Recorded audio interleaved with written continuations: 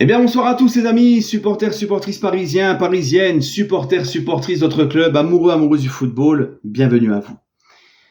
Les amis, aujourd'hui, je fais une petite vidéo à froid. La nuit porte conseil, comme on dit, parce que moi, le premier, hier, vous avez vu mon débrief à chaud, j'étais vénère, parce qu'on n'aime pas voir notre PSG perdre. Et comme le titre l'indique, doit-on s'alarmer de cette défaite ? Là, on va parler juste sur la scène européenne, la Ligue des Champions. Bien évidemment que ce PSG-là, malgré tous les changements, pour moi, on a un gros effectif, on a le plus bel effectif de Ligue 1, on a le plus gros budget, on doit gagner le championnat, voire même la Coupe de France. Là, on va parler juste sur la scène européenne. Est-ce qu'on doit s'alarmer de cette défaite ? Déjà, il faut savoir et comprendre que la Ligue des Champions, c'est pas terminé, là. C'est encore possible pour nous, là, la Ligue des Champions. C'est pas parce qu'on a perdu hier face à l'AC Milan. Et quand on revoit ce match face à l'AC Milan, les amis, quand on se refait le match dans la tête, bon, cette deuxième mi-temps qui est beaucoup moins bien que la première, mais on a quand même le poteau de Kangingli à la fin. On a une ou deux occasions du Kiki. Si tu comptes sur tout le match, Milan n'a pas plus d'occasions que nous, en fait. Il y a la barre de Dembélé. Nos joueurs ont quand même couru, ont essayé de presser, il y a eu des efforts. Voilà, c'était pas des joueurs qui marchaient, qui regardaient, non. C'est juste, on a pris le bouillon au milieu et bref, nos milieux n'étaient pas au rendez-vous, c'était compliqué. Bon, c'était quand même moins pire que face à Newcastle, mais bon, tu me diras, c'est difficile de faire pire qu'à Newcastle. Maintenant, les amis, est-ce qu'on doit s'alarmer cette défaite ? Déjà, premièrement, la Ligue des Champions, comme je vous l'ai dit, ce n'est pas fini. Si tu gagnes face à Newcastle la prochaine journée et que Dortmund ne perd pas à Milan, tu te qualifies. Parce que si Dortmund bat Milan et que tu bats Newcastle, Milan et Newcastle ne pourront plus revenir devant toi. Donc au pire des cas, tu seras premier ou deuxième de Ligue des Champions. Ça se jouera à Dortmund, la première place. Donc tu passeras les poules. Et je crois même que si Dortmund fait nul à Milan et que nous, on gagne face à cette équipe de Newcastle, on aura 3 points d'avance sur Milan. Et il restera un match. Mais je crois, alors dites-moi si je dis une bêtise, parce que ça change souvent, mais il me semble que c'est encore la règle des 2 confrontations directes entre les 2 équipes. C'est pas le goal average général qui définit. Sauf s'il y a eu match nul entre les 2 équipes, comme c'était le cas l'année dernière face au Benfica. Match nul à l'aller, match nul au retour. On a fait ça sur le goal average général. Mais quand il y a des victoires, c'est par rapport... Et on a battu 3-0 Milan au parc, on a perdu 2-1 hier là-bas. Donc, c'est nous qui passerions devant eux, au niveau des égalités de points. D'accord ? Dites-moi si je ne dis pas de bêtises. Peut-être qu'ils sont revenus à la règle plus du tout des 2 confrontations, des 2 résultats des 2 confrontations directes, mais peut-être au goal average général. Je ne sais pas. Mais moi, je crois que c'est encore comme ça. C'est sur les résultats des 2 confrontations directes, et sur ça, on a avantage sur Milan, 3-0 chez nous, 2-1 chez eux. D'accord ? Donc, si Dortmund ne gagne pas, si Dortmund ne perd pas face à Milan et qu'on gagne face à Newcastle, normalement, on est qualifié. Bon, d'accord ?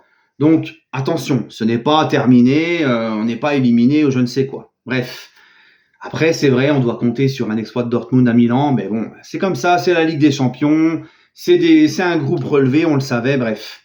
Maintenant, les amis, ce Paris Saint-Germain-là, et on a longtemps souhaité, nous, des changements, depuis très longtemps. Et on va pas me faire croire, parce qu'encore une fois, on nous rabâche ceux qui sont partis, qu'on arrête de me faire croire que c'était mieux avec eux, parce qu'avec eux, là, tu restes 2 ans de suite, éliminé en 8e comme des malpropres, risé de l'Europe, lamentablement éliminé en 8e. Bref, faut arrêter de nous faire croire qu'avec ces gens-là qui sont partis, on roulait sur l'Europe, c'est pas vrai. D'accord ? Donc faut arrêter de chialer sur eux, et faut arrêter de nous rabâcher eux. Maintenant, les amis, on a demandé beaucoup de changements, et c'est ce qu'il y a eu au Paris Saint-Germain. Il y a eu un nouveau coach avec une philosophie de jeu dont nos joueurs de PSG depuis longtemps ne sont pas habitués.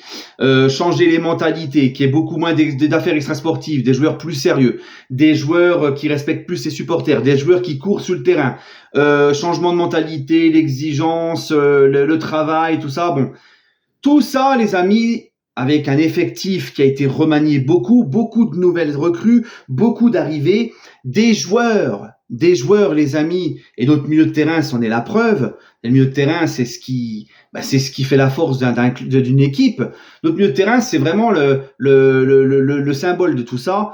Un effectif, certes, polyvalent, mieux fourni et tout, mais surtout un effectif jeune qui apprend à se connaître et qui apprend petit à petit le haut niveau, qui n'a pas beaucoup d'expérience du haut niveau. C'est le cas de notre milieu de terrain, Zahir Emery ou Ugarte Vitinha. Ugarte Vitinha, bon, ils ont déjà vécu la Ligue des Champions, mais n'ont pas une expérience extraordinaire. Et c'est encore des jeunes joueurs qui apprennent le haut niveau. Et tous ces mecs-là qui sont arrivés tous ensemble apprennent à se connaître, à évoluer ensemble, et pour qu'ils grandissent ensemble, pour trouver une stabilité. Parce qu'avec ce nouveau PSG, on est obligé de passer par là. Des bons moments, des mauvais moments, des en dents de scie, tout ça. C'est la phase de transition, c'est le nouveau PSG. On est obligé de passer par là. Donc le mot d'ordre, le truc, c'est de se dire quoi? C'est de se dire oui, on a de quoi s'alarmer et pleurer si on prend encore la Ligue des Champions comme une obsession, et si on est impatient, et si on ne veut pas comprendre qu'il faut être patient, et surtout si on pense encore qu'on est favori cette année pour la Ligue des Champions. Alors je suis pas en train de te dire qu'on n'est pas capable de faire des grandes choses en Ligue des Champions, bien sûr que si, mais les gars, faut être patient. Tout ça là, tous les changements qui sont arrivés cet été, les nouveaux joueurs, le nouveau coach, c'est pas en 4-5 mois que tout va changer comme ça. Il faut du temps. C'est un processus qui va prendre du temps. D'accord ? Donc ça, il faut le comprendre. Et quand on arrivera à comprendre ça, parce que c'est difficile pour beaucoup de supporters du PSG de comprendre ça, parce qu'on est nourri depuis longtemps à une cuillère dorée, avec les stars, on est gavé, et très longtemps on nous a dit on fait partie des favoris des champions, on est omnibulé par la Ligue des Champions. Donc les amis, ce qu'il faut comprendre encore une fois, c'est la patience. Même si on ne passe pas les poules, admettons on va en Europa League, on ne passe pas les poules. Eh ben, essayons de faire un gros parcours en Europa League. Moi, tu me poses la question, tu me dis Ayoub, tu préfères être versé en Europa League et la gagner, ou passer les poules et te faire soulever en 8e comme un malpropre en étant dégueulasse? Mais bien évidemment que je te préfère de gagner la Ligue Europa.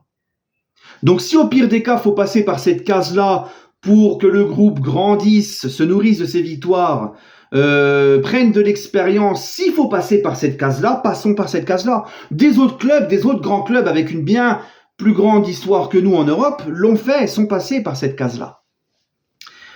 Donc tant qu'on ne comprendra pas qu'on est en reconstruction, eh ben on s'alarmera, on pleurera sur notre sort, qu'il faut du temps à cet effectif pour apprendre à jouer ensemble, assimiler ce que veut vraiment le coach.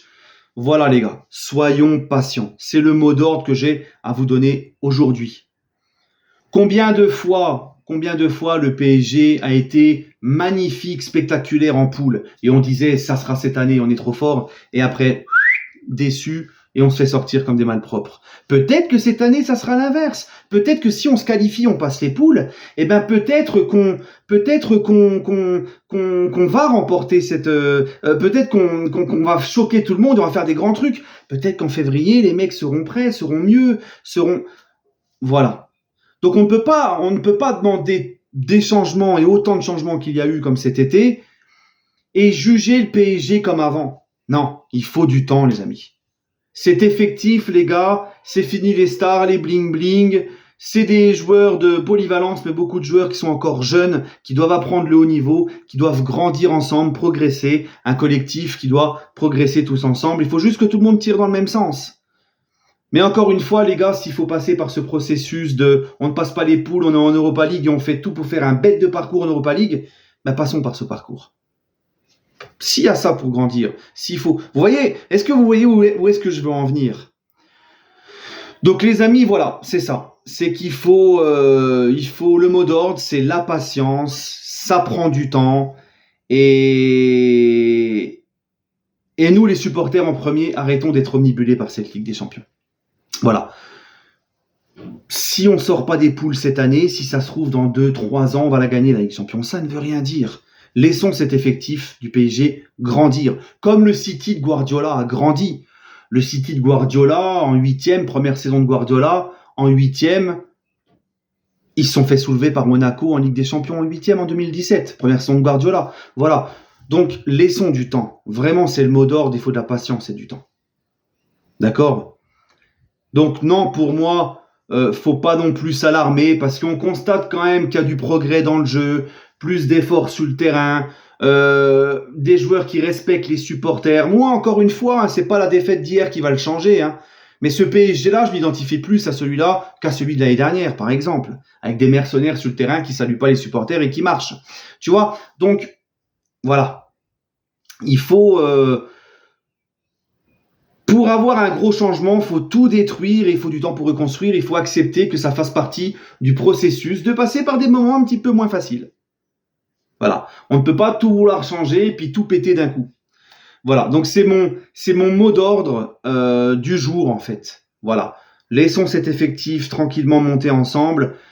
Et si ça bosse bien, que tout le monde va dans le même sens, même si, comme je vous l'ai dit, on ne passe pas ses poules, eh ben, il n'y a aucune raison que dans les années futures, proches, ça ne se passe pas bien. Voilà. D'accord, les amis? Allez, sur ce, prenez soin de vous. Donnez-moi votre avis en commentaire. Et toujours et encore, allez Paris.